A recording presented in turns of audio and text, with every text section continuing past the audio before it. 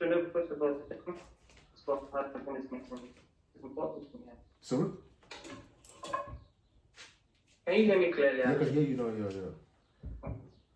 I was saying thanks for having this interview with me. No, bro, it's fine, man. It's fine, bro. It's fine. I didn't tell you. Do you know this guy?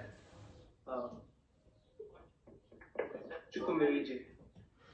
Uche Chukwumerije. He's a spoken poet as well. Is he a writer or? He's a writer. I've heard that name. I've heard that name. Like if you were to categorize poets or maybe writers so far, it's like probably the fifth in Nigeria. Yeah, I've heard the name before. The name is the surname Chukwumerije is a popular name as well. I think it's from Abia, and then the father is actually an Igwe or something. Okay. I'm not too sure. Yeah. But him himself, he's a very good writer. Okay. So I'm interviewing him next week. Wow. No, congrats, bro. Congrats. I've heard the name. The surname is popular. Very, like in Nigeria. Probably in the East. Yeah, it is in the East, like you said. Yeah, true. Yes. But down to the business of the day. Yeah. Hope you don't mind if I record this. No, it's fine, bro. I'm also, for me, because I want to put it on our YouTube at the end, just break it up, so it's fine. It's alright. I'm doing it both ways, so it's good. Okay. Yeah. So, I don't know if you had the time to go through the Yeah, I did. questions. I took things like this. You have to take them serious. So I actually did a bit of research and. Jesus Christ, I must have given you enough work. No, I love it, bro. I love this. Is something I'm also interested in as well. So you're also helping me as well because I had to like dig deeper and try to find one thing like in an analysis. You try to look at both arguments. So I try to look at both arguments as well. So you really also helped me as well. So thanks to you. Yeah. Well, I would start with the first question. Yeah. Okay. So yeah. Basically, the questions is segmented into three parts. Yeah. Like you saw in the question that sent you. Yeah. And then the first one is just the general perspective question, just to understand your own view about the certain matter. Yeah. So, and the first one is I'd like to know what significant role the British colonial master played in the framework of restructuring today. Like, if we want to talk about restructuring today, do you think they have any part to play in it? For me personally, I think it doesn't have a lot to do in the sense that when we discuss pre-colonialism and also post-colonialism, and we look at what is happening in Nigeria today, most people are not really interested or concerned about what happened when the British colonial masters were here. I think it's clear to most Nigerians today that whatever problems we are facing in Nigeria are caused by Nigerians. Yes, maybe a minute section of the population, a little part of the population would think, oh yes, the white man, or the British, or the French. Like the Cameroonians would think it's the French, like in Cameroon or other countries. But in Nigeria per se, the argument is more broad on marginalization by our own people. Our own people are the ones marginalizing us or keeping us back. It's not really the white man, because white man, they've gone. Like, I think how many years, 60 plus years ago, they've left.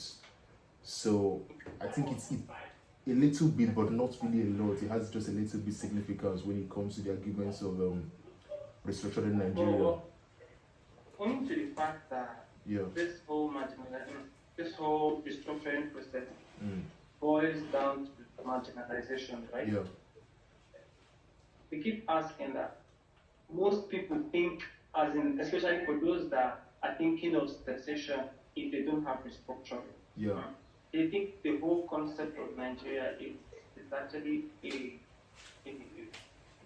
an offshoot of the whole amalgamation process. The constitution and Exactly. Yeah. When you're looking at it from these people's point of view of the amalgamation process of the Northern and Southern perspective, do you think any part has to do with the British stuff, with the whole structure? Yeah, I thought about that for a while, to be honest, and I disagree in the sense that the constitution we have as it is, the 1999 constitution, on its own is perfect. There isn't, not perfect 100% per se, so let me just correct myself, because no constitution is perfect. It's just a book, it's a document. It's meant to, obviously, as time change, the constitution is meant to also adapt and change with times. It's meant to reflect what is going on in the modern society. However, if you look at other countries that practice federalism, America, in France, for example, France not 100%, it's not really 100% clear, like in America, or in other big countries where you have big populations. You see that federalism really works for them. The issue that, as it is in most cases in Nigeria, this concept of federalism, of democracy, of the constitution is a good concept, but when you now apply it in Nigeria, it becomes nonsensical, it becomes rubbish, because our leaders, they've taken it apart. In the 1999 constitution, or for example, like we'll go down when you questions that the exclusive lists, which is something that the federal government has to do. We talk about the concurrent list, which is something that the state government has to do. Even in the concurrent lists, our governors are still not fulfilling those functions. When you talk about, for example, university education, for example, look at the state level. Which university at the state level now can one tell me is world class? If you look at the barrier in Anambra State, for example, if you go there, you'll be shocked. So even those areas where our governors have the power to do what they should do, they are still failing. And they can't blame the white man, they can't blame colonialism, they can't blame the constitution. Because the constitution already has given you that power to do it, but you're not doing it. You're taking the money that you should use to build the university and you're taking it for yourselves. You guys are corrupt, you guys are selling the money, you guys are those powers that you have to build roads, to build hospitals, to build good schools, good secondary schools, good primary schools. You're not even doing it. So that's the conundrum, that's the issue. And that's why for me I don't really agree when people say the document which we are given, which yes, maybe the white man helped us to write it. However, colonialism didn't happen in the air. It didn't happen it happened in Nigeria. The white man needed Nigerians to help in colonialism. They had to use the chiefs. Back in the day, we had, even up to today, we still have chiefs like title holders, chieftaincy title holders. They had to use them to affect taxation in local areas. How do we tax the local people? It had to be our chiefs that they use. If you read on colonialism, so they had to use our own people. So our own people really helped in writing that document. And the document on its own, for me, is perfect. It's a good document. Yes, there are issues with it, obviously, as it is with don't look at America, look at the issues that are in America. Every society has its own issues. But for me, the founding document of Nigeria, which is that constitution, for me is, as it is now, is all right. There shouldn't be any issue with it. Yes, people might disagree, but I feel like there is more to it than meets the eye, So we could literally say that document is fine for those practicing the document, or those actually in charge of carrying functions. The problem lies with the political office holders, not with the office or with the documents. Perfect. Yeah. So my next question, we had this past of Nigerian state football, and to other people that's been one of the catalysts of this whole restructuring, especially for Southeast. So I would like to know what do you think about the whole Nigerian Biafra war and its correlation with restructuring?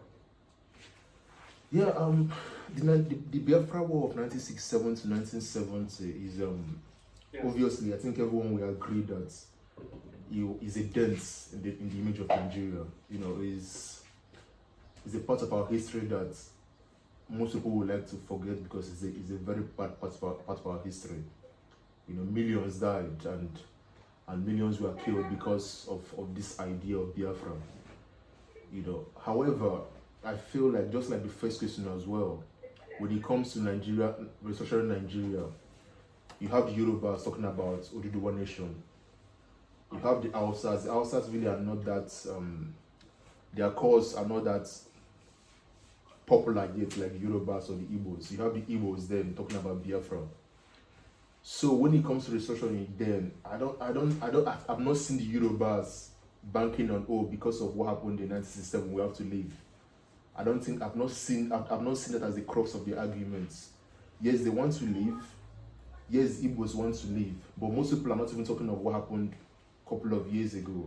They're talking about what is happening now. They feel like the way the system is constituted now have not been favorable to them. So, like in the first question, it does play a little role, but doesn't play a large role. What happened then? People remember it. People, just like a couple of weeks ago, it was Remembrance Day. It's a bad part of our history. It's something that shouldn't have happened. And hopefully talk of something that we'll discuss in a different day of what led to it. Why did we even have the war when we know that we weren't even able to win in the first place? But I don't think it constitutes a large part of the reason why people want to restructure Nigeria. That the argument most people are making is the way Nigeria is today does not favor us. So we have to leave, or we have to break it apart. So, in the light of all this, Yeah. I just want to know, what is your whole concept, or what do you understand about political structure? Yeah, for me, Because for me, just like I just want to quickly add, because I read extensively about it, and then I simply understood that there are so many concepts or views of what people think restructuring is. Your own view in particular to me. Yeah, that's the issue. Like what you just said is funny, because I too, when I was reading about it and doing a bit of research, I was just laughing in the sense that no one really knows what restructuring means. There is no there's no popular definition. There is nothing that we can look at and say, okay, this is what it means, or this is what these people want it to mean. It means so many different things. For one person, it could mean let's change from federalism to parliamentary system of government. Like Atiku, that's what Atiku Abubakar said, the former VP who ran for president 2-3 years ago. That's his own form of restructuring, to change our political system from the current system, which I think works best for us, to a new system. That is a very radical approach. Like it's something entirely new. For people like you and I, the argument from what I read in what you wrote to me as well, is more of let's devolve the power from concentrating power from the federal system from the federal level back to the state level. So some of those powers which the federal government has, let's give a bit of those powers to the state level. So that's, in my opinion, that would be the more viable approach of what it means. So restructuring for me would mean take the power that the federal government has and give it more to the states. However, myself, I would also argue, if I'm to analyze it and say, yes, already the state already has a lot of power already. Fine. But if we are to give in to these people's arguments of what it means, that means let's give them more power. Let's give them more tools on how to execute their powers and how to perform their duties. I'm a little bit confused somehow. Yeah. Because not about you, but about the whole restructuring. Yeah. Why? Because to extend this question, we are saying devolve power from federal to the state, right? Yeah. But it would look as though we are transcending the problem in the center to the state. Because that's exactly what it looks like. Because let's talk about economy and social stability right now. Yeah. If we are going to have this problem about who has or who is supposed to have what, and now we're saying let's have the different states control their resources, for example, so we would still have diverse groups in a state like Benue, in a state that is actually having more than 3 different languages, even in one state. Yeah. And there are other states, like even within the Anambra state itself, there are diverse groups. Yeah. So we have the different states having this same issue again. So if we look as though we are balkanizing the problem, but still it doesn't Yeah, bro. You hit the nail on the head, and that's what I keep telling my friends in Nigeria as well. And I'm sorry to say this, but there's something that happens to your mind when you leave Nigeria. Like you were telling me in our messages, you begin to see things differently. Especially when you're studying, as when you're analyzing, when you're researching, like both of us are doing. You begin to look at things as per, okay, let me put myself in this shoe and try to understand what's really going on. And like you very rightly pointed out, Nigeria is a body of 36 states. If you want to understand Nigeria, you're not just gonna look to Abuja. You're gonna look at what other constituents, what other constituent parts make up Nigeria. Anambra State, Delta, and the other 34 states make up Nigeria. And I didn't really begin to see this before, but just recently I was praying and God began to show me, okay, this is how best to look at the issue and how best to solve the issue. So like you very like pointed out, look at, for example, Anambra State, right? If we were to make Nigeria better, my argument would be every state in Nigeria should be better. Because once every state in Nigeria is okay, Nigeria is okay. But if you keep saying the federal government, if you keep calling on the federal without solving the issue at the state level, then you're making a mess of the whole situation. We're just running around in circles, like you say. We're just playing around. We're not really hitting the nail on the head. So if we want to solve those problems that people calling for, to Restructuring Nigeria are calling for, we have to look at what's happening in Imo State, for example, the security problems. How do we solve it in Imo States? How do we solve the issue of kidnapping in Kaduna State and other states of Nigeria? How do we solve the issue of jobs, providing employment to most youths in every state in Nigeria? When you look at it that way, it's easier and it's better to understand it. That means, for example, as someone from Anambra State, that means in my state I have to elect people that can make policies that will make things better in my states. The person from Adamawa State is doing the same. The person from Bayelsa is doing the same. If every one of us can do the same in Nigeria, then Nigeria is okay. Nigeria becomes this great country. But if we keep bickering on all these issues of tribe, religion, and all these issues, then it's still the same vicious circle. We've not achieved anything, we've not solved any problem. So you're very right. You're very right in your diagnosis. That's the issue. That's the problem. Thank you. The last question on this section.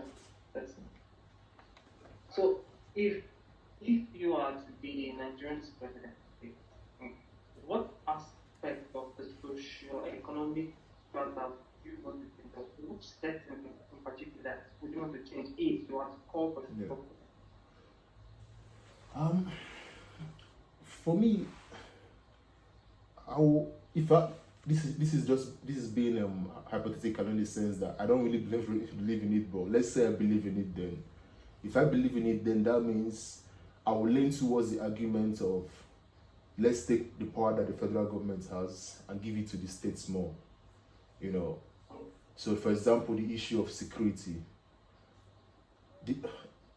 Nigeria is very annoying that we are still living in this very old time of federal system controlling everything in the country, which is every state in Nigeria should have its own state apparatus. Look at, for example, America, NYPD, Florida State Department, California State Department. All these states and the governors in those states have control of their police. It should be the same in Nigeria as well. Anambra State government should have control of his own police. And the Anambra governor shouldn't be sitting in the government house and one day he hears that the president has sacked his commissioner of police and brought in a different person, as it happens all the time in Nigeria. It shouldn't happen in Nigeria in the 21st century. It should be the state governor saying, okay, I don't like him, I'm gonna sack him and bring in someone that is gonna do well for my states. It shouldn't be him trying to get the president to sack him or to hire someone that he likes. So those are issues that will be like, okay, yes, I agree. I can see the argument of let's take more power from the federal government and give it to it. And once you do that, obviously, the economic aspect, which is another part of your question, the economic aspect of it already gets better. Because let's take, for example, if you can solve the security problem in Imo states, that means you're going to have more jobs. More employers will be willing to go into Imo State and create jobs as well. But the issue is when you have a very high level of insecurity, when you have kidnappings, when you have people being killed by unknown gunmen in parentheses, that becomes a problem. That becomes a big issue. So economic activity already becomes so low. When you have, for example, the Biafran guy, Nnamdi kind of saying, we're declaring 2 days, no one should be seen outside in 2 days, blah. That takes a big economic toll on the region. I mean, you're talking about billions of dollars or billions of pounds gone because you shut down the whole economy for 2 days. Yes, I know you want to remember what happened in Biafra, blah blah blah. However, you can't just do things like that as you're not even elected. So once you can solve those issues already, that will transcend and begin to affect the economic issue, the security issue, the socio-political issue. Yeah, so that will be where, if I were the one, I will lean towards that. Okay. So we're going to look at the next section of the question, which has to do with the system of government. Which I believe this is exactly where the brain of my search comes. And I'm actually looking at system of government in comparison with the Irish system of government. But at this particular point in time, you being in Nigeria, you're more concerned about the Nigerian. Yeah. As I would also have the Irish interview that I would be more concerned about the Irish system as well. So the first question I'd like to start is that in 1960, we were given system of government, which is the parliament. Yeah. Personally, I've checked a couple of parts. I have not been able to find a version of changing from the parliamentary system of government to the presidential system of government. Nevertheless, I believe that people also have their views, or people knew the reason why it was that way. But my question is that if you are to be the one in charge of restructuring, which of them would you pick, presidential or parliamentary, and why would you want to pick? That's a very good question, and when I was reading it, and I was like, wow, that's really good. I will, as a human being, or as a Nigerian, I would rather go with what I already know than what I don't know. Maybe those that lived during the times of the parliamentary system might say something else. They might disagree. But because I'm living currently in the presidential system of government and I know how it works, I know the advantages of it, I know the disadvantages of it. If I were the one, I would lean towards the presidential system of government. The reason is this, right?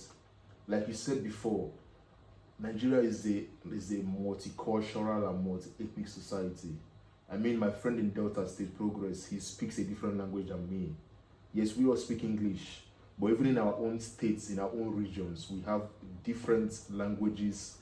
I think it's over 150 different languages we have in Nigeria. So it's a big society. Is a parliamentary system of government. Yes, in some societies, like in the UK, it works perfectly. But the UK is only 80 million people. In Nigeria is almost 200 million people. America, almost 200 million. They practice the same federal system of government like we do in Nigeria. So I think because of this issue that we have that is so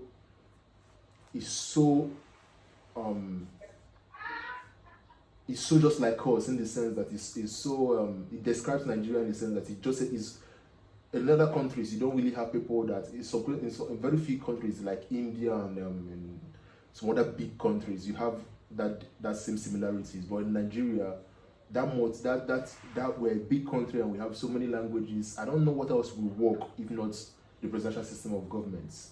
Because what we have in Nigeria now, like I said before, on paper, the presidential system of government is a perfect system.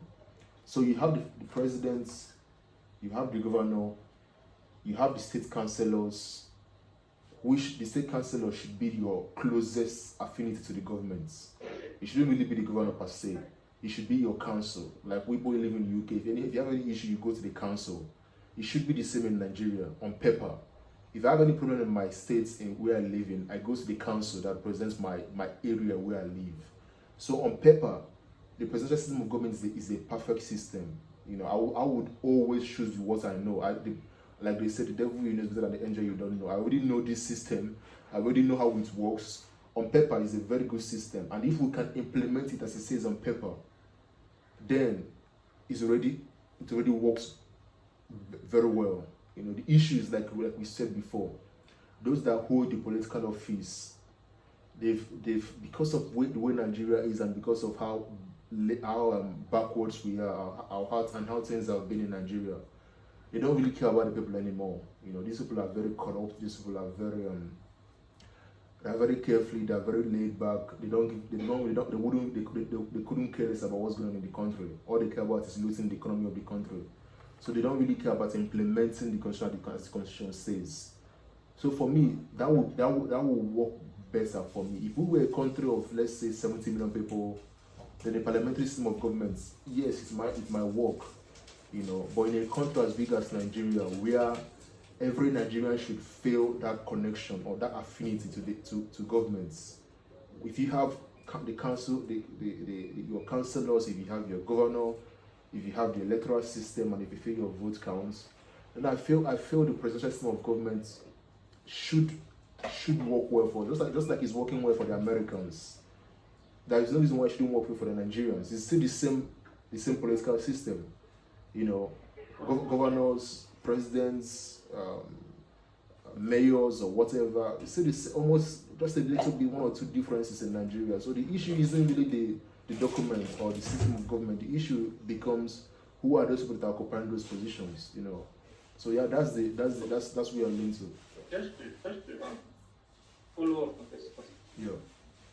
So we have a presidential system that we elect through a first past the post, right? Yeah. But the point is this: if we have this system and we still feel very that this system has not really represent the people in the way it's supposed to. So what exactly do you think is the reason for this whole less representation of the Just like you, my project topic was on corruption in Nigeria. I was looking at Nigeria just like you're looking at Nigeria now, and after all my reading and every research I did, the only problem I could see was corruption. Yes, you have issue of tribalism, religion, and everything, but when you have a group of people who are bent on looting the country, you know, because Nigeria is a very rich country, you know, we have oil, we have gold, we have so many resources that people that would have taken Nigeria from where Nigeria is now and catapulted her to a first world society. But because of corruption, our leaders have been so bent on, as much as possible, they're gonna keep Nigeria the way where Nigeria is now, because they know if Nigeria should change and become something else, they are gone. That's it. Their power is gone. So they're gonna keep Nigeria poor. They're gonna keep Nigerians uneducated. They're gonna keep Nigerians as illiterates. They're gonna keep on dividing us on tribe and religion. So take for example when Jonathan was there, I keep telling people, yes, Buhari is bad, but let's not forget the person that preceded him, Jonathan, was also bad as well. For Nigeria to say let's go elect a former military leader in the person of Buhari, that means something was very, very bad in the system before. And it's still the same whole process. You know, it keeps repeating itself. Now Buhari is bad, we have to elect someone else. So 2 years from now, we're going to elect Tinubu again. Tinubu's going to come in and still mess up. You know. So for example, when Jonathan was in power, like I was saying, you had Alison Madueke stealing $1 billion. My brother, $1 billion, which we know about though, I'm guessing is, as a Nigerian, we all know is more than $1 billion. This is just one that we're able to find out. $1 billion could have built about 10 world-class hospitals. You know, at least 10.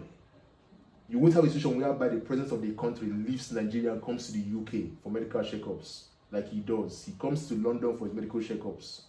The president of a country, I mean, that alone is a crisis. That alone tells you that something is wrong in the system. when the president of a country leaves his own country and comes to a different country for medical checkup, he comes here, he parks the private jet in London, and it costs $20,000 per day to park the jet in London.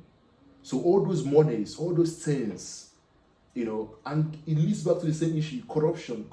The money that was supposed to use to build the hospital, where did it go to? In the budgets, in the system, the presidential system of government is, you have budgets. Where did those monies go to for those roads, for those hospitals? Someone is taking them. The governor of the state has their state budgets. This is where they disagree with people that want to restructure, because in the state level you have state budgets. They always every year come out and say, we're gonna spend this on that. Where did those monies go to? So to answer your question, till we'll solve, until we'll and as Nigerians, till we demand better leaders that are incorruptible, people of integrity, honesty, then the system will be the same. I'm not optimistic about Nigeria getting better. Not the way Nigeria is now. Till those leaders somehow we can vote them out, somehow they go away, then Nigeria will keep on being on the way it is. It's gonna keep on going down. The way it's going down now. So let's look at separation of power. Yeah. As we're talking about separation of power.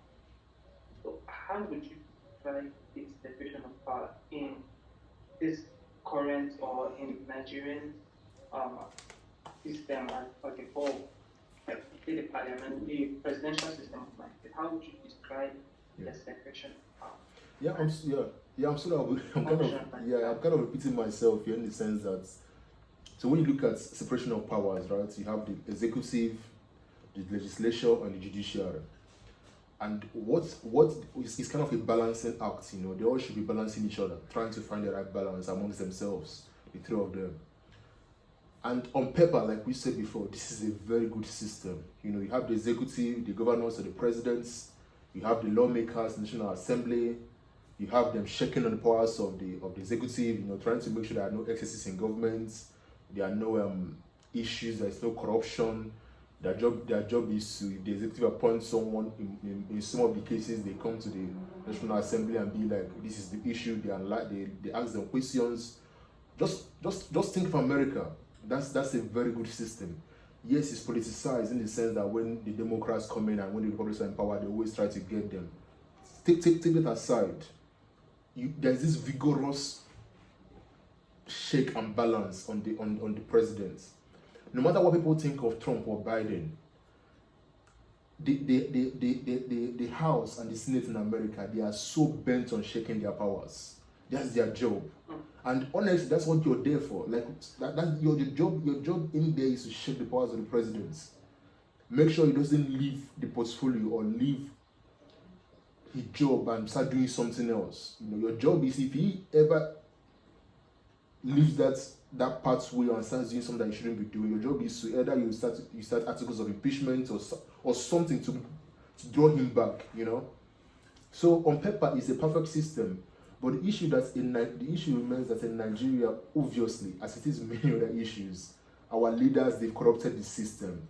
So take, for example, I think that was 3 years ago, you had the chief justice of the federation in the person of Onogen. I can't pronounce his name well. He got appointed by Osibanjo when Buhari was out of the country. Yeah. He was ratified by the Senate. He became the CJN of Nigeria, right? Couple of months down the road, the CCT, Code of Conduct Tribunal, brings up articles against the guy. Just like that, a whole CJN of the country gets taken away before an election. And the only reason why, we all know the reason. The reason was because he was from a different tribe of the country, because he's not Hausa or whatever, and the president's people felt that if the election should go sideways, he won't support them. So they had to, by all costs, remove him. That should shock everyone. In a country where things were working, people would have taken to the streets and demanded that, no, you cannot just on your own as executive arm of government sack an independent judicial body. You can't just sack this man just like that, gone, and no issues, no one raised. People talked about it obviously, like we do as Nigerians, we tweet, but at the end, when it comes to the real action, nothing happened. Things have gone on, things have moved on. So that tells you in Nigeria there is no clear-cut separation of powers. You have the AP. Are we saying that the chief justice do not have the ability to probably stay in office till his term? He should, and that's why we have to give these guys props. They were smart about it. They knew the only way we could take him out is if we can bring up something ridiculous, like he didn't declare his assets, which was what they argued. He didn't declare his assets, blah blah blah, this and that. We're gonna use it and we're gonna use that to take him out. So even though he has immunity, even though he should be there for, I don't know, I think he's 5, I can't remember, 5 years or whatever. I'm not sure on that, but even though they are independent body, we can, as the executive arm of government, we can find something on them.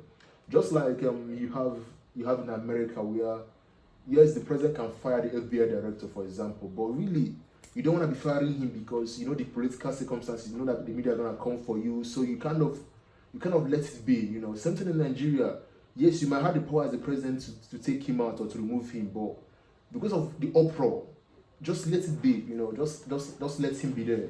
But that didn't happen in Nigeria, So look at our lawmakers, right? You have the president is from APC. The lawmakers are from the same political party. It's not gonna change the majority as well. So you don't expect them to shake each other, because they're all in the same in the same umbrella. They're all doing the same things. They're all corrupt. They're all looting the country. So there's no way you expect the National Assembly or the House of Reps to shake the presidents. When Saraki was there, it was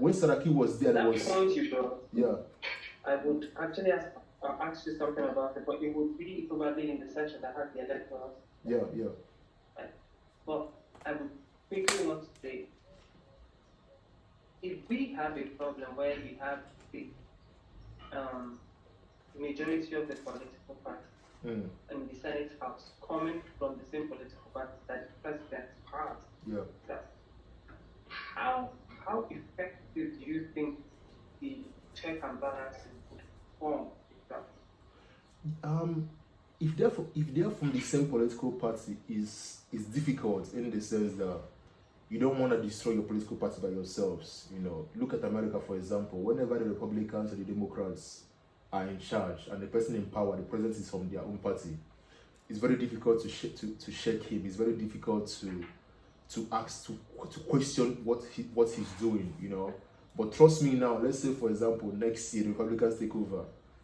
It's a different kettle of fish. They're gonna shake the president like crazy. They're gonna, anything he does, anything he says or moves, anything he does, they're gone out, because that's politics for you. But in Nigeria, because we don't have that, because we're not electing people that will make the system better, because there are lots of issues on tribe and religion, it becomes very difficult. Because if you're from the same political party and the people on the party are not people of integrity, they don't have morals, they're still the same circle of people, it becomes difficult to shake the president. And the president knows this. He knows that since they're from a political party, they won't do anything. So let's look at UK, for example, right? When you had issues with the test and trace system, where apparently, I think it was 23 or 24 billion pounds was lost. Or for example, like the committee came out with this report that they didn't find the test and trace system wasn't effective in controlling COVID.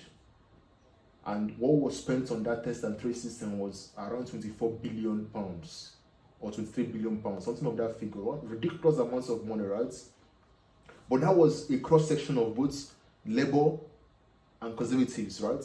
It was these two parties coming together and saying this was not effective, and it was the Conservatives that did it. In Nigeria, that wouldn't happen in Nigeria. They would try their best to cover it up, Okay, another issue that happened recently was what happened with the health secretary. Immediately the guy resigned. In Nigeria, he wouldn't resign in Nigeria. The president would back him. So it does. The issue then becomes it's not the system per se. Is is those occupying the system. If we have people of morals occupying the system, the moment the president messes up, the moment the president does something that he shouldn't do, or take for example, the moment he comes out that's in the state house, in the medical part of the state house, so in Aso Rock there's a hospital, there's a health center in Aso Rock, right? The moment he leaks out that in Aso Rock, the money that was allocated to buy hospital equipments, syringes, nothing was seen. So it was shocking. So money has been allocated to buy equipment for the health center in Aso Rock, but none of those equipments were seen. That should have caused a lot of committees, people that would have come together in the House of Reps and in the Senate. Bring the chief of staff, let's ask him question. Bring the health minister, let's ask him question. Where did the money go to? What's happening? What's going wrong? In a system where things are working, you wouldn't even care about your political party. You wouldn't even care about your loyalty or allegiance to the president at that point. What you care about is my allegiance to the country, Nigeria. You know, whether you're in UK or yeah. Just before this hits my head, yeah, I pointed out something. You made a comparison. Yeah. The test and trace system yeah. in the UK, right? And then that of the money that was allocated to hospital equipment also yeah. right? So looking at this two comparisons, we'll be asking ourselves, why is it that this test and trace system was actually checked so massively that it brought down the health minister or had actually brought down the whole contributed to the yeah. But the question is, it didn't work in Nigeria, which means somebody's not checking something. Yeah. At the end of the day, it boils down to, or it just keeps the question of asking, how is it that a system like a presidential system does not check this thing? Meanwhile, the UK that practices parliamentary system checks it. Now, I really want to point out something clear. In one of the book I read, something, he made just a simple statement that you could, how do I put this word? Like, you could make every single parliamentary member a potential prime minister. Yeah, right? True. Meanwhile, in a presidential system, you would always have the president and then the vice president, and then if the vice president is gone, you'd have the senate president in power for the meantime till an election is held or something. But the whole idea is that in the parliamentary system of government, I think maybe what motivates them is the fact that most of them, or almost all of them, are potential prime ministers based on the race to actually get this power. Yeah. So for them, it's not even just about the morals. So it is fair, but it is because they also see themselves as part and parcel of the executive. Sort of like they could literally be the executive. So how would you make this correlation? Yeah, that I don't disagree much with what the guy said, because he's right. You know, in a parliamentary system of government, someone from the backbench could suddenly one day become the prime minister. You know, but the issue with that is this, right? Or the issue, or what I see in these arguments is this. In the presidential system of government, look at America, for example. When Trump was in power, yes, I love Trump and everything and blah blah blah, but some Republicans we are willing to call him out when he made some mistakes, right? Regardless of whether they wanna contest for president in the future or not, that didn't matter to them. They were ready to call him out and say, "No, sir, you're wrong on this. You're wrong on this issue. You're wrong on this issue." The thing, and in Nigeria as well, I disagree with what the guy said, because in Nigeria, most people that get to the position of president, they have occupied a political position before in the past. They've either been governors, they've either been in the Senate or the House of Rep. And the reason why most people contest for positions, most politicians do that, is they always, whether it's in the parliamentary system or the presidential system, is that if you're a smart politician, at the end of the day, you want to get that number one position, whether it's the prime minister or the president. So anything you're doing, if you're in countries in countries that things work well, most politicians will want to do well, so that, because they know that, like you said, in future they have something in mind. So the same thing would apply for me in Nigeria. The issue remains the people occupying the positions are not willing and capable of doing the positions. You have situations whereby people look. Take for example, Dino Melayo, right? It's out. He's a talk. The guy has no business being in the Senate. This guy is a guy that we don't even know whether he has a degree or whatever. You hear these people speak. You hear them, not just him, lots of them. You hear them speak. You're like, what's going on? They can't even combine sentences together. They can't even argue. Which is your job? Your job as a lawmaker is to argue, analyze bills, analyze, ask questions. They can't even do that. So the issue then is not the system. The issue becomes those occupying, those in that system. Those who are left into that's the issue. Because if we have people that are capable, if we have people that were very analytical, they went to universities, they have degrees, they are passionate about Nigeria, we wouldn't have what is going on in Nigeria today. Regardless of whether they want to become president or whatever, they will call out the president if he makes a mistakes, because the issue with them is what they are looking at is Nigeria. My country, Nigeria, is the issue. You as a president, you're gonna come do 4 years or do 8 years and you're gonna go away, but Nigeria is gonna stay. So my job as a lawmaker, as a governor, as whatever, is to shake you, is to make sure you don't mess up. And if you mess up, we're gonna also in the next 4 years and not elect you again. So yeah, okay. Look at America, right? Trump did 4 years and left. The opposition organized and took him out. Whether or not we believe in this, that's fine. But that's the presidential system of government where things were working. In Nigeria, it's not the same. So the issue for me is not the system of government. The issue for me is those that occupy, those that are decision makers, those that make things happen in the system are not doing their job. So the last question on this list, because you literally answered my number 9 question. So the number 10 question is, to what extent do you think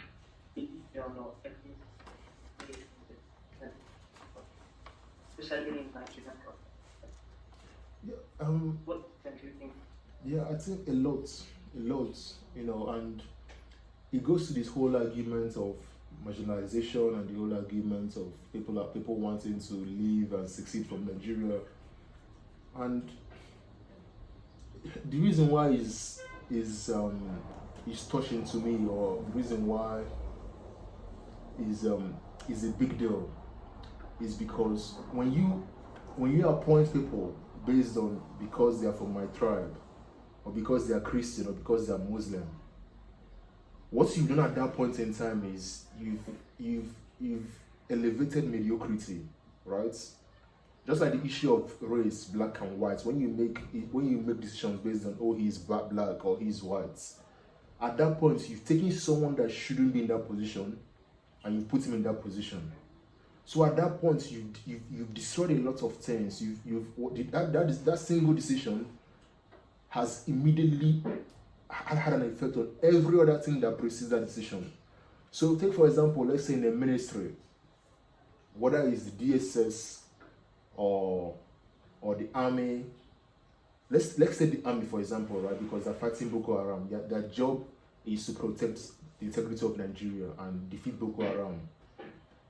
Because, and I believe this is the reason why Boko Haram has not been defeated.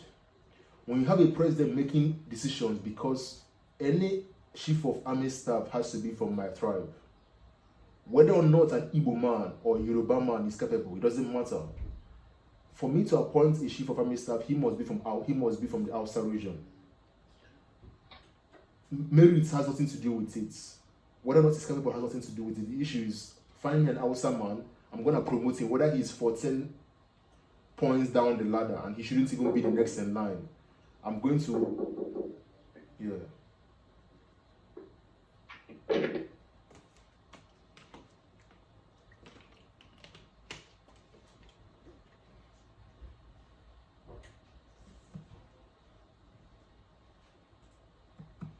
Someone came to his room, so. Oh, okay. What was Oh, okay.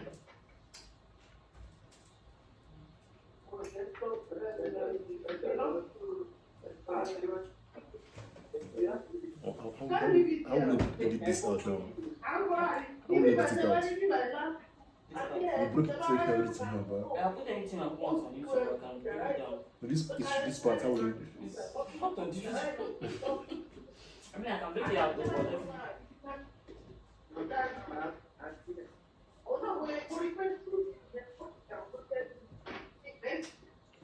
I'm even getting hot. Why No is more, it it's water coffee. cold? No more.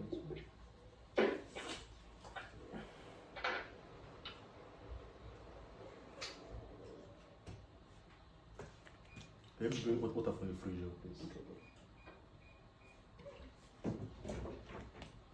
Sorry, No, no water. No, that's fine. That's fine. So yeah, like I was saying, right? When you appoint someone based on tribe and religion, like we were saying about the Shifa family stuff, what that does is people that have the solutions or that are capable of solving the problem, they don't get into that position. And what happens is, because you have someone that is inefficient and cannot do the job, Boko Haram keeps on thriving. People keep on getting killed. People keep on dying. So that single decision that the president has taken has led to the loss of, in my opinion, thousands of lives. And in my opinion as well, it's led to the fact that because there's insecurity in the country, millions of jobs which should have been created from foreign direct investments, from people coming to the country and investing in the country, that goes out the window. So that those decisions based on tribe and religion has been killing Nigeria. You know, like there are many cases which we could point, and it's not just Buhari, it's also Jonathan, it's also our governors. When they make appointment based on who knows, a phone call, you know, someone just makes a phone call and you get an appointment, you know, it kills the system, you know, and it's wrong. It shouldn't be happening in Nigeria. You know, people should be getting appointed and getting into positions based on how good am I to do the job. If I'm not good, I shouldn't be occupying that position. You should look at many of the ministers in Buhari's government, and I just want to be clear, it's not just Buhari. If you look at Jonathan's era, OBJ's era was good because you had some very, very good ministers who have gone on to do, like, for example, the World Bank president, who has gone on to do great things. She came from the OBJ era, you know. But in most other cases, people get appointed based on tribe, religion, and at that point you're enthroning mediocrity.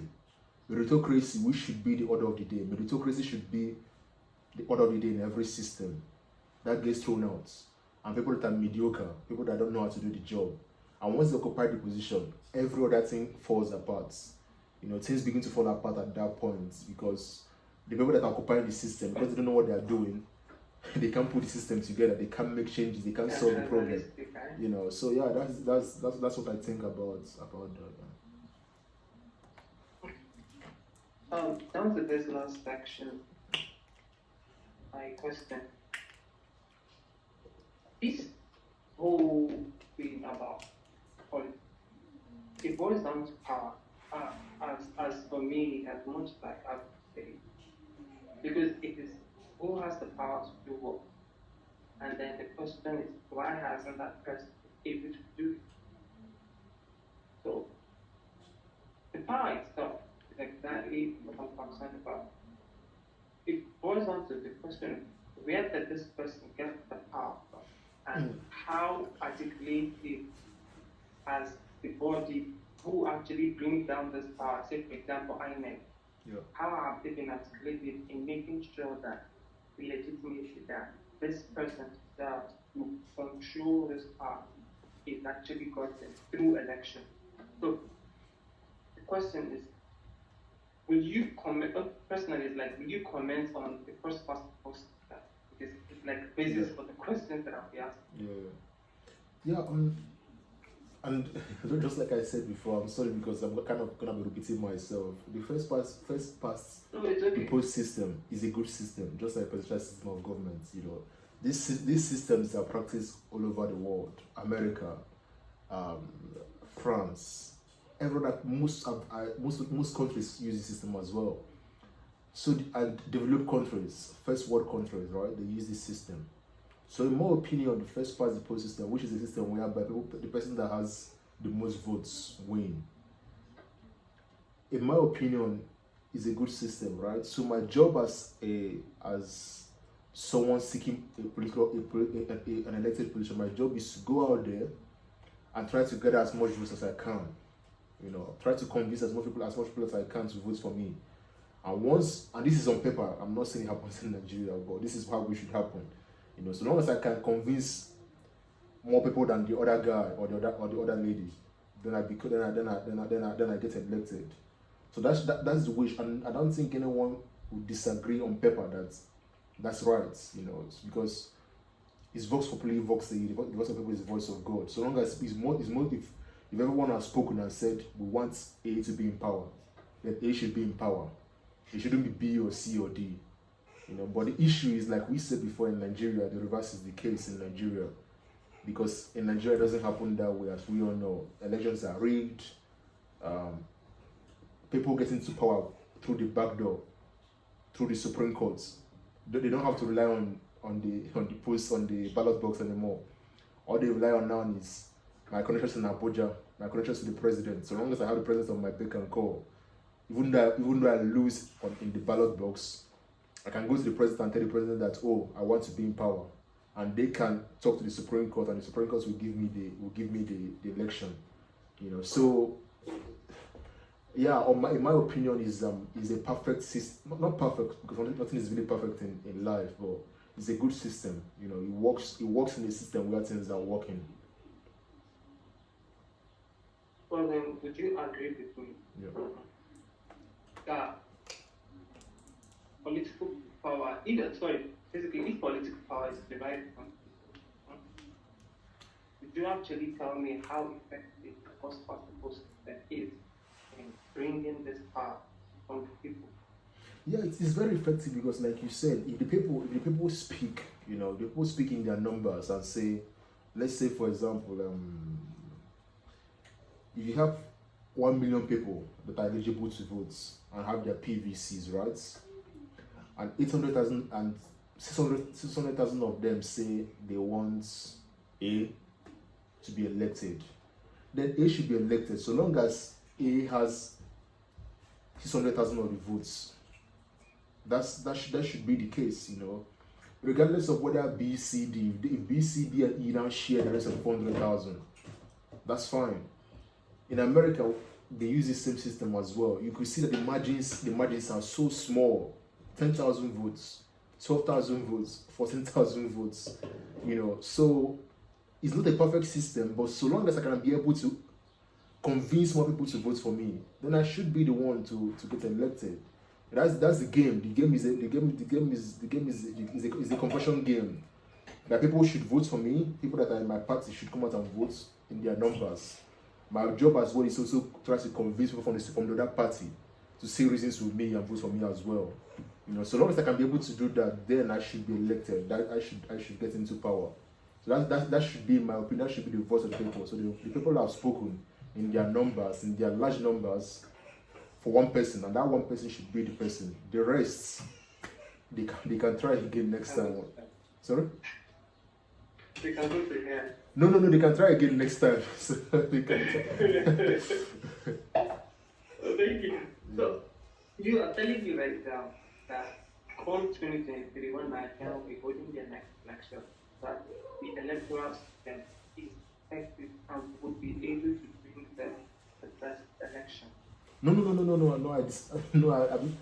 That's why I said on paper, right?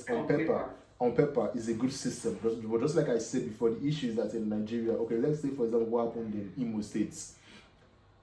The guy, he comes in fourth. He gets elected, right? He becomes governor. he gets sworn in, he begins to do his job as governor of the state, no issues, no problem, right? Months down the line, the Supreme Court comes and says, oh no, you're no longer governor. It's someone else. And the funny thing about it, the decision was, it wasn't the person that came in second. It wasn't the person that came in third. It was the person that came in fourth that the Supreme Court said, we're going to take him and we're going to make him governor. So the person they're practically saying to the person that took first, second, third, we don't care about you guys. We don't care about the people that voted for you guys. You guys are nothing to us. We're going to take the person that took fourth. And the only reason for that is because it's from the political party of the people in power, APC. That's the reason why the Supreme Court made him governor. That tells you what is wrong in the system. You know, if someone loses an election fair and square, then that's fine. That's fair and square. But when people lose elections based on, because they all know it's rigged, right? They all know the election is rigged in Nigeria. People don't get elected because people like them in Nigeria. People get elected because they have the money to bribe and stay the election. So long as you have the money to do that and you somehow find your way and you get in, then that's it. And that's why they end up not doing well, because the job now is, how can I get back that money that I invested? It's like a business. I invest $1 million into this election. I want to go in and get in times 100. You know, so on paper it's a good thing, but the issue is in Nigeria. You know, people in Nigeria, we have 200 million people, right? We have millions of youths that are eligible to vote from 18 and above. But when it comes to election day, the lines are scarce. People don't come out to vote. The anti-party towards election in Nigeria is so high. Voter confidence is low. People don't trust the system. People don't believe that their votes will count. We all know our votes don't count. Yes, they say go collect your PVC, but we know on that day, your PVC might not even be working. You know, so because of all these issues, the lack of trust in the system, people are like, why should I even go and vote? Who cares? Even though I disagree, I believe you should vote, regardless of what people might think. But most people will say, what's the point then? And so that's the issue, you know. Because of all these issues, it becomes difficult to believe that people can that with the dividends of democracy, which is good roads, hospitals, light, electricity, blah blah blah, it becomes those dividends of the can't get to us anymore, because we're not electing people that we want. People get elected based on who they know, you know, the godfathers, you know. Quickly, I just want to ask a question about proportional. Yeah. If we are looking at all of this, do you think proportional representation? No, I'm just going to ask, to what extent do you think proportional representation is actually going to fit into Nigeria? In my opinion, right, I think it's even worse, in the sense that, let's take for example, right, a hypothetical that we are practicing a parliamentary system of government, right? Nigeria would have been worse off in the sense that, imagine if you had Buhari in a parliamentary system of government. That means Buhari could stay till thy kingdom come. He could be there forever. Because so long as the APC can keep winning a lot of seats in the parliament, that means Buhari will keep on being president. So in that situation, Nigerians would have even been more, we would have been in a dire situation more, because if Buhari were to be in power for 16, because say for example, the Iron Lady Margaret Thatcher, she's the longest serving prime minister in the UK, right? I can't remember how many years she was there for, but she was there for a long time. Boris Johnson can be in power for like 20 years. Is the Israeli prime minister from Israel, the one that just left, Bibi Netanyahu? He was there for I think 12 years. So imagine if you had a corrupt leader, then that means things are gonna be worse than they are now. Because imagine if Buhari was elected under a parliamentary system of government. That means, say whenever, and which is a long time. Look at how long it took for PDP to leave power. I think 16 years or so. So imagine if you had OBJ in power from 1999, which I think, honestly, I love OBJ to an extent, so I think OBJ would have been better. So OBJ, he's a strong leader, he would have gotten the country up and going. So that would have been a better chance. Or imagine if you had Jonathan or Buhari, then then so that's the issue, you know. So people should think about this is when they talk about restructuring, we should think about, okay, really, let's think about it there. If you really had a parliamentary system of governments, that means things would have been worse. Things would have really, really been worse. That means people that the billions that were still under Jonathan would have been going on and on and on and on. And the corruption, the maladministration, the lack of good governance going on under Buhari now might keep on going. Yes, it will keep on going under presidential system of government, but at least you have a small chance of electing that one person, whether it's as a governor or as a president. At least once in a while you can have that once you know you can have that break in the chain, you know, like in Trump in America, you can have that one situation whereby someone just comes in and triggers something and something changes. But that would be very difficult to happen in a parliamentary system of government. That would be very, very hard. Because so long as I can win more seats in the House, which is very easy to do in Nigeria, so long as I can bribe and rig the election for my party, if I can do that, then I can be in power for 50 years, 100 years. You know, at that point, the program will now be let the leader now die, or let him just resign, because at that point he will not want to go. That'll be fun. Yeah. I thought about that was like we're even gonna be worse off. You know, I'd rather stick with. That's why I say I'd rather stick with the devil we know. You know, we know how this. We know yes, it's a bad place we are in Nigeria. We know the system is bad, but men would have been worse off if it was something else. Would have been worse off because if Buhari were in power for 12 years, for 16 years. It's gonna be something else. I don't want to think of the ramifications of this and how things would have happened and where things would have gone. But thank God at least we know in 3 years' time he's gonna leave. Thank God at least we know that no matter what, in 3 years' time he's going. Yes, someone else is gonna come that is gonna be the same. When I mean the same, I mean corruption, blah blah blah. Will keep on going. But at least we know this man is gonna go. Thank God, at least we know that. But in a parliamentary system of government, in a system where you have proportional system and parliament and blah blah blah, things would have been worse, you know. Okay. That brings me to my last question. So I wanted to ask you this one, but I already expressed that one. So the last question is, what is your own general reflection for Nigerian politics? And what do you think can be done basically in stuff? And if you're going to be the president, what exactly? Yeah, on this last question, I think for me, I've given it a lot of thought, and I feel for me the only way, or one of the ways, not the only way, sorry, one of the ways we can make Nigeria better is one, we have to get rid of corruption. We have to, you know, we have to. When people come into power just because they want to make money, they want to enrich themselves, and not just themselves, you know, their generations upon generations, people that their unborn children, because that's the whole point of, that should be the whole point of all this money they're selling. Because when you're selling $1 billion, come on, you're not gonna eat $1 billion in your lifetime. You know, it's gonna be your unborn kids, your unborn grandchildren that are gonna eat the money.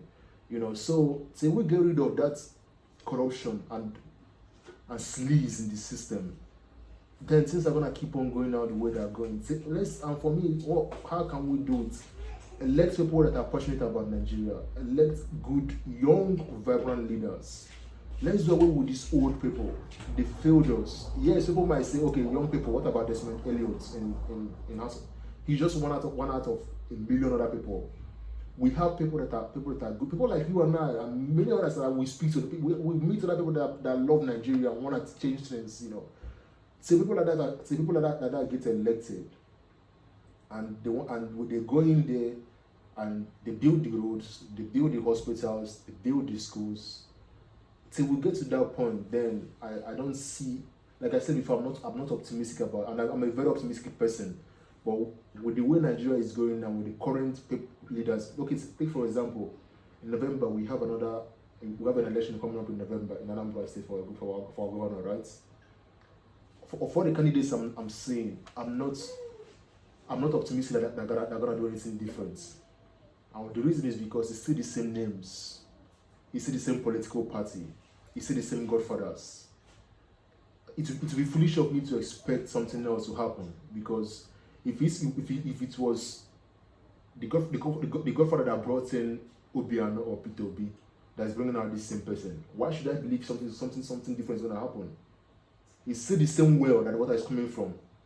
So that well gets broken, and it comes from a different well of young people of integrity, people that are passionate.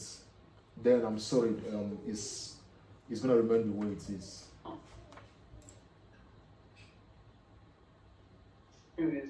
It just this question. No, thanks, man.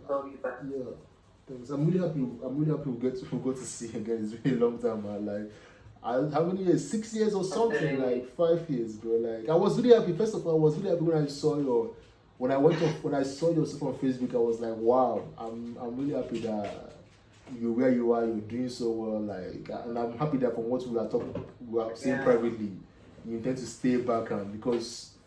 Like I always say to my friends, as a young person, you want to be out of that system. You want to come here, develop yourself, make yourself better, and then at some point, obviously, go back and play a role, you know. But Definitely. If you look as though you are seeing things clearly from the skyscraper, yeah. You are seeing exactly what you want. Yeah. That's exactly what happened within the last 9 months. Yeah. And I wouldn't talk about why. If we want to be used them, it goes beyond us trying to probably put them on place. That's what most of us, and I think it's the wrong approach. For me, I like to rant and a lot on social. That's what I've been doing.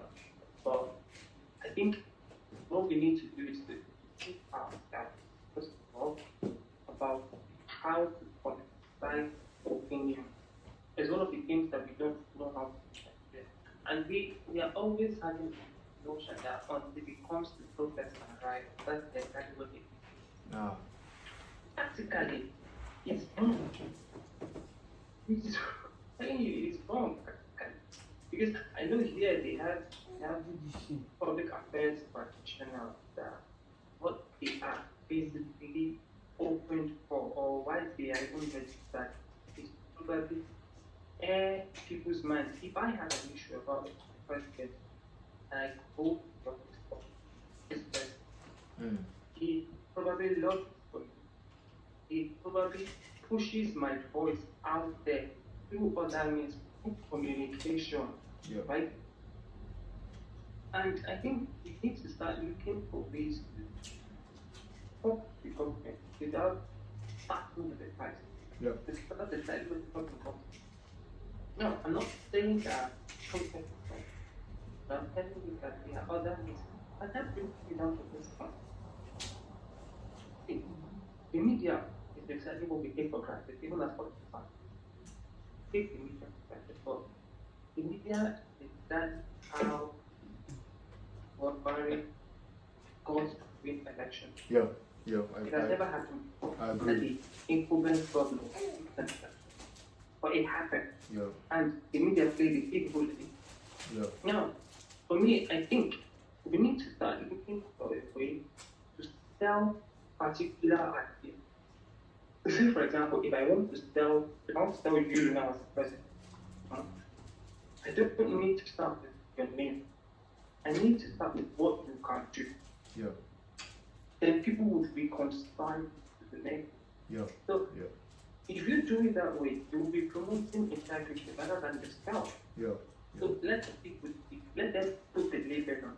Don't do it yourself. That's exactly where the problem of Nigeria is. Yeah. Now, if we say as you okay, we want to have young people, or we want to have young people, we know within ourselves, first of all, that no political party would bring somebody above, or sorry, below the age of 45. Yeah. It won't happen. Yeah. As long as the business, I think police will bring it to like really APC. That is one side. Now, for us to even get that working, first of all, we don't need to go to fire, because we will still come back and meet this setup at 20. Yeah. So what we need to do is, first of all, buy the media. Now, we already know that the government is controlling the media, right? Mm-hmm. So what we should do, probably set a narrative, rather than rather than we set a narrative of how we want to change the system. Yeah. I'll tell you how this can happen. Take, for example, the way we have to think for that like that. Right? Yeah. Yeah. Imagine that, or just think picture of a house like this for that like that, and it has educated minds of about 15 people. Yeah. From different universities, or maybe postgraduate, Yeah. or probably those that are graduating. It's about research. Yeah. Now, we have these people in one house, and maybe they are showing you their lifestyle of what they discuss, basically, just like the normal people that are always getting news or at the bus stand or the bus stand. Yeah.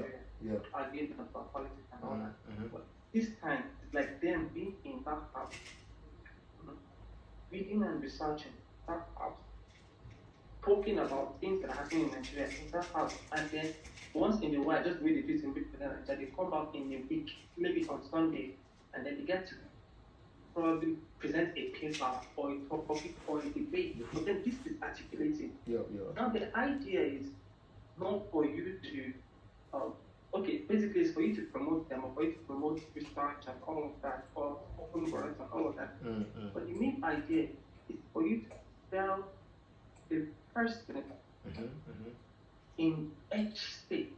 You know, celebrities are made out of these people that like that. Yeah. In this case, it's for you to tell the person or two in each state that articulated enough, bring out this idea. So if this person under the political party is so vibrant, context for election, he already has the charismatic authority to pull that way.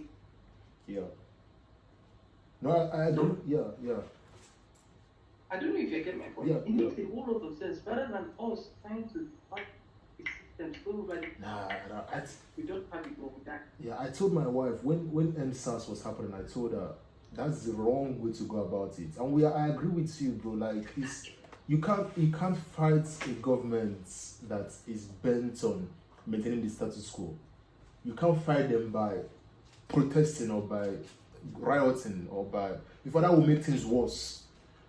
Like you said, the best way to do it is find people that I like what you said about people that have the same mindset, people that can argue, people that know what they're doing, not just riffraffs, you know. People that this is they're concerned about the situation in Nigeria and also want to change it as well. And that's why I think I've been looking at this, my wife has been thinking about it as well. And just like you're saying now, right? We're looking at how do we work together? You know, how do we create this, whether it's a media organization or a media group or something, anything at all, you know, that we can at least step by step, like what we are doing now, right? Talking about these issues. Even if it's once a week, we meet on Zoom or whatever, we bounce ideas around, you know, we talk to each other, you know, we knock heads together, we analytical discussions, you know, with research on the topic, we are talking based on experiences, on knowledge, and not just, we're also offering solutions as well. You know, if we can be able to do that, you know, I just like now, I believe what we are doing now has already started something, right? We've begun talking now since I think 5-6 years, we've not spoken. Now we are speaking again now, God willing, we'll keep on, we'll talk privately and find ways we can begin to do this. Part-time, obviously. That's why you know that things in our lives, you know, that's why you know that things in our lives, once in a while we'll plan and do these things, and, you know, and I know just like you meet other people as well that are passionate. We'll start bringing them in and start talking, so that we in the diaspora we can start to form a coalition and of like-minded people, passionate people, people of integrity, and we can step by step. Yes, of course, there are gonna be challenges around the way, but God willing, this is a journey that I will tell you what somebody said. yeah. I'll tell you what somebody said. That guy said, okay, I told him the same thing I told you, that you see Nigeria clearly when you are out of it. Yeah. And he said, you know what, let's just beg any African government to give us a piece of land. Let's use it. Let's use it as a sample. Yeah, exactly. Yeah. It was a joke, though. Yeah. It makes sense somehow. Yeah. Because somebody out of Africa, Africa, how a society should work. Yeah, exactly. Yeah. And I'll tell you something else here. Like I said, if only we can beg this government, then it should have a cool-off period of 5 years. Exactly. Yeah. Because we're not forcing them, we're begging them. Let everybody above the age of 40, let them pull off. Exactly. 5 years. Both governors and presidents. House of Rep, all of them. Let them pull off. We're begging. Yeah. We're begging. Can write an application. Yeah. Let's just work. Let's try Let's something else. Yeah, exactly. Let's try something for that period of 5 months or 1. Let's just try something different. If it, like you said, if it doesn't work out, come and take it back again. I'm honest. I've never heard of that before. That's a very No. Yeah. It looks stupid. No, but It looks stupid. But it's sense in something it. else I read about. Yeah. I read, you see, every rich man has an ego. Yeah. So strong that the only thing that can actually break that is actually simple plea. And you don't know how far that goes. Yeah. In all these senators that we're seeing right now, all these old people that we're seeing right now, what they have is not it's us that on, it's all of us that on. Right? Yeah. Automatically, the fact that they have it simply means that you can't eat it from them.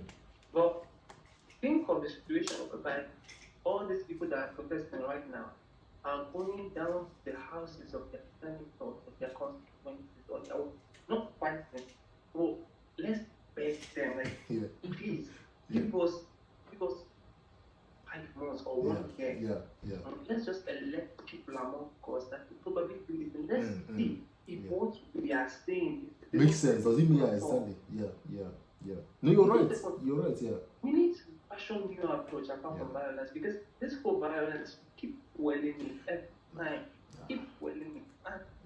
I don't like that. No, I really don't like violence. For me, anything that will lead to the lives of people dying in large numbers or even in small numbers, I told my friend I'm not for it. I've read a lot about Machiavelli. I know all those things and principles, but I believe there are more better, salient, easy ways to get things done that resistant to violence. When people's blood gets shed on an idea, that already destroys the idea. That already compromises the whole idea. When you look at what happened in Russia, Lenin and Stalin, communism, socialism, when people get killed because of something that the leader believes in or something, that destroys the whole movement. It destroys it and it gives it a bad name. So the best way is let's look for something else, like you said. Let's just thinking about this, right? We talked about a sample, and this is why I was talking of the state level, right? Let's just go out to ourselves and look, how do we solve it on a smaller level? Forget about the federal level. On a smaller level. You have a point. People don't even need to go to all the governors. If only we can talk to one state. Understand? If only we can talk to one state. Talk to the senators, the governors, or the councillors of one particular state. It's like a litmus test. Exactly. It's not about theory until it's practicable. It's something I noticed about Europe. If they give us an assignment, most of the time they give it template. Yeah. so that you would know how to write the Yeah, response. It's not like you don't know these things, yeah, but yeah, so that you will be guided. yeah, yeah, Yet, yeah. but you see, the problem with most of these politicians is that you think these things are abstract in head, it's Yeah. not practicable. Yeah, But it is yet for you to prove them wrong. Yeah. And you cannot prove them wrong by shouting. yeah, and I always point people to look at what happened in Abuja when El-Rufai was Minister of FCT. If you go to Abuja today, right, the roads that are in Abuja today were built under El-Rufai. Abuja is the city it is today. Yes, not like New York City or California, but Abuja is the way it is today because of one man, El-Rufai, under OBJ. If you look at Enugu State when Sullivan Shima was governor of Enugu State, most of the infrastructure you see in Enugu State now was built by that guy. So it tells you that you can point to, yes, there are little fractions, but you can point to them and be like, yes, these situations with these things we're talking about, they really do work. You know, but like you said, we need, because once you can establish that sample and you make it workable in a state, right, we can always point to it and say, look at what we did in these states. That tells you that yes, it works. If anybody is saying that, oh, Biafra, blah blah blah, let's divide. No. It was still in Nigeria that we were able to get this state to function. This thing done. The only thing that we need to now is let's take that thing that we did in Adamawa State, Anambra State, and let's now make it wide and make it national. You know, that now becomes the argument. How can we now take this, God willing, what we'll be able to successfully do in these states, and let's now nationalize it and make it, you know, national. So yeah, you're on point, but I really do agree with you. Yeah. We should keep Yeah, we'll keep on talking private. I'm really glad we got to do this because you really informed me on a lot of things I didn't know about, and things that we did in secondary school, first past the post and stuff. I had to go back to read about them because for what's now. Yeah. Music did not teach me much. But Bro, Unizik lacks not just Unizik, Nigerian institutions lack the capacity to teach us much. I'm by the grace of God, thank God I left, right? Bro, the things that this society opens you up to, my brother, is so much. Analysis, for example, how do you write a good essay? How do you analyze? Which is very important. Analysis is very critical, and that's the bedrock. Not just saying anything I told you in class, repeat it to me and give it to me in an exam. No, I want you to analyze these things. You reminded me of something. Yeah. Yes, they are listening to a very good Yeah. Yeah. I was, when I was talking that somebody as old as that man, at least, he knows exactly how to put this problem into words. Yeah. And that's the problem of most of us. Yeah. We know exactly what it's about, but how to explain it to somebody. Yeah. It's complex. Yeah. When you speak to my name, I don't know him personally, so I don't know what the person says is wrong, or what the person does. Yeah. But I will tell you that if that guy is a corner, he will be the best corner ever. Yeah. Because he has the word, articulate problem. Yeah. So I know that they are on that point, especially with him being big, right? Yeah. But generally, we're talking about the ability to put voice together in order to make sense. Yeah. Okay. I agree. And we need more of that. Yeah. And this thing just don't happen like that. You know what I mean? Like these things happen because there's a meticulous and a very, very conscious. Like he's very conscious. You know, it's a conscious effort to develop leaders. Like if you look at what happens in America and other developed countries, before a political party brings out someone to run under their banner, they've sat the person down. They've taught him a lot of things. They taught him how to speak publicly, how to give public lectures, how to lead leadership lessons. Like this is a very conscious effort because they know my opponent is doing the same. My opponent is gonna bring out someone even far better. So I have to bring out someone far better if I wanna win. You know, this is a developed country. You're not talking to illiterates, you're talking to people that know what they're doing. How do I convince a professor, for example, or an academic to vote for me? I need to know how to analyze things with the guy. I need to know how to keep conversations going on with the guy. You know, how many politicians can you see in Nigeria? Look, I was listening to the Imo State governor speaking on channels. Bro, I was bored. I almost felt like sleeping. The guy, and I'm like, wow. The guy couldn't even talk. And I'm like, so this is the guy we expect to lead the states. He was so laid back on the seats. He sounds so, I don't even care. I'm like, I saw just see me, it's almost, yeah, and that shouldn't happen because we can't be, look at Buhari can't even, how do you elect a leader that can't even hold a crowd? He can't even hold a crowd. No. Call Boris on for the question. The president that couldn't attend a presidential debate. Honestly, come on. So yeah, right now we need to do better. And you know, we all. You don't know. See, it takes a whole lot to assure a people. Yeah. So and you need that assurance. You see, I will tell you something. Part of what I study is crisis communication. And I just started studying it when this whole end started. So it dawned on me that we took the wrong approach, especially the government. Yeah. We took the wrong approach in tackling this end task. And it starts with them being transparent. The government is never ever. Yeah. The government is never ever. And they are always there to tell you that their right has been off or their feelings have been false. What happens in future is not 100%. No government is 100%. Yeah. Things, if something is obvious, don't make it look stupid. Yeah. And I talk it back personally when I realized that if a man as educated as Fashola could go and be looking for camera. Yeah, but it's like just like you said, you know, some things, but don't make us look stupid. I like what you say because some things are obvious, but don't now make us look like fools. You know, we know you're lying. You know, we know, and they know we know. That's why I was reading one book. The guy was like, we know they know we are lying, right? And we know they also know we know they're lying, but yet they keep on lying. You know, they continue to lie because what's the point? We obviously know you guys are corrupt. You guys are the problem, but you keep on perpetuating it and keep on. You tell us one morning that Snake eats millions of naira.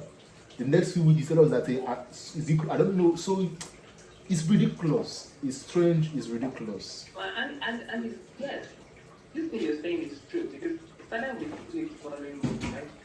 It started with us for showing the president that was. Yeah, that's what it started from. That's what it started from. Yeah. It ended and the X is following money and the monk following money. Exactly. And then all that. Exactly. We could go on for this, but like we said, we'll speak about it privately and God willing, we'll take a conscious, deliberate effort on how we can, you know, write it down how we can. Yeah. Because I know there are a lot of Nigerians in London, right? I don't know how because they have to be tested. Yeah. But I know they are full of people. I know Nigerian which is in the UK. Wow. Seriously, don't know. You know, bro. After I left, right. No, not just her, including that other Jane that's supposed to the other time. Really? She's in UK as well. Also a Jane. My brother. Now I'm so happy we got together because after I left, man, I cut off all contacts and stuff. I know. But I'm happy, bro. Honestly, when I saw your Facebook, I didn't know how I came across it. When I saw that I was like, wow, man, I'm happy for this guy. I'm happy because bro, you're unlike I'm not being patronizing, but you're a different breed in a sense that no one we used to go to faculty of this thing to study at night, if you remember. This lady's class. Yeah, I've forgotten her name. She was very good. Elbiano. Elbiano, yeah. We used to study. You and I are bouncing off ideas and how to write the exam, and we both did well in that exam. Yeah. But I will tell you something that happened to me. Yeah, yeah. Do you know, during that period when OSCG election, was the same period when general election was coming up, right? Yeah. And I was anti-Buhari. Yeah. I was basically anti, and most of my points was the fact that it is not possible to put someone who is not educated in an office who stands to be access. I stood on it, not because he was a bad person, because I don't even know him. I wasn't born when they did that when he wrote. But I knew that, how would I explain this? It's normal for us to believe that there is corruption. But this government showed us another stream of corruption. I would explain. It's like they showed us that there is corruption, but they wouldn't hide it. It's in your face. It's gonna be in your face. It's gonna be in your face. Yes, it's going to be, and that's uneducated. Yeah. Because every government is corrupt. The government in Ireland is corrupt. And the government in UK is corrupt. For sure. But you see, they close it and they hide it and Very. You see what this government did? They told all of us that this is corruption and we will hide it. Yeah. And that's not educated. Yeah. It is so bad to know that you could have a government that can't close their bullshit. I agree. But look at the UK, for example. Most people, MPs, they leave being an MP. They go work for JP Morgan, Goldman Sachs, all these big banks. That's corruption. The only reason why they are going to work for these big corporations is because they were once an MP. That's the only reason. The only reason why the new health secretary of health, what's his name, Javid, he got, even though he was an MP, he got appointed into JP Morgan. This is one of the biggest banks in the world, JP Morgan. He got appointed into a position as in the bank, looking at this section of their bank. The only reason why he was there, or he's there, is just because he's an MP. But like you said, you hardly hear of it because, the former health minister, right, he gave a contract to his sister. I was telling my wife, babe, I'm certain that this sister fulfilled that contract. If she was giving, for example, £1 million to buy PPE for COVID, believe you me, she bought that PPE. The issue is that in Nigeria, they won't even buy the PPE. In fact, they won't overpay for the PPE, and you're never gonna see the PPE at all. They will pay times 10 for the worth of the PPE, but you never see the product. For them in the UK, the only crime is that they use it to build their career and the career of those around them. Exactly. It's not like they hate the money. Yeah. But in Nigeria, we are outside. It's crazy, bro. It's crazy. We are outside. And for them now, those in the UK will tell you, if it's a crime for you to carry a contract like this, she fulfills the contract. Yeah. It's like, why must you give it to your sister? Exactly. They're more qualified people. They're more qualified than your sister. Why give it to your sister? You're right. In the UK, they will tell you that, and that was one of the reasons why he had to. Our own is, even though you are going to give it to your own direct junior brother or your mother, your grandmother, please let her do that. Yeah, exactly. That's our own plea to them. We know you're corrupt, but at least those basic things, those basic things do. It's crazy, man. It's crazy. That's the level of stuff. Now I'm happy No, we will, bro. We're gonna talk privately and then we'll go from there. I promise we'll speak more. No, I won't. Because if it is possible, because it doesn't work in standing. I will talk to him about you. I will speak to him once we are done as well. I spoke to him yesterday actually. I'll speak to him once we are done. Yeah. I was sending for every minute of my whole budget for him. I just moved in here. Yeah. So, all to my yesterday was packing. They half messed up. Now I will speak to him and I will. Yeah. Just see people do set up and free most of the weekend. Sorry? Like I'm always free most of the weekend. Yeah. But when we're free dialogue and find a place, Yeah. to find this to find it. But just to talk and talk about all of it. No, we will. It's important to Yeah. talk about that. No, I promise. I'm at that point now when God willing I've gotten my the degree that made me leave Nigeria in the first place, the first degree. So after I got that, a lot of things were taken off my shoulder. So I felt okay, yes, thank God. The main reason why I left Nigeria, I fulfilled this. So now I'm entering a different career now, which is God willing PhD. I have to focus on. I have no other excuse. I really have to be dialed in on this issue. So it would be really helpful to have people like you and others that we can help each other and bounce off each other, and debate issues, and we have the same passion, so it's gonna be easy for us as well, So thanks, I really do appreciate it.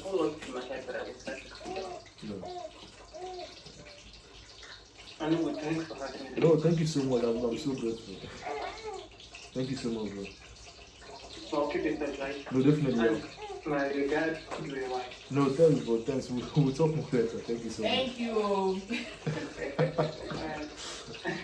Oh, I didn't know she was listening. No, I'm the manager. she said, bro.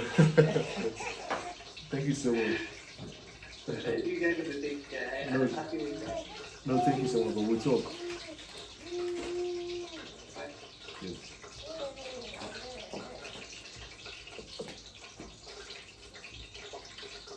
Yeah. David.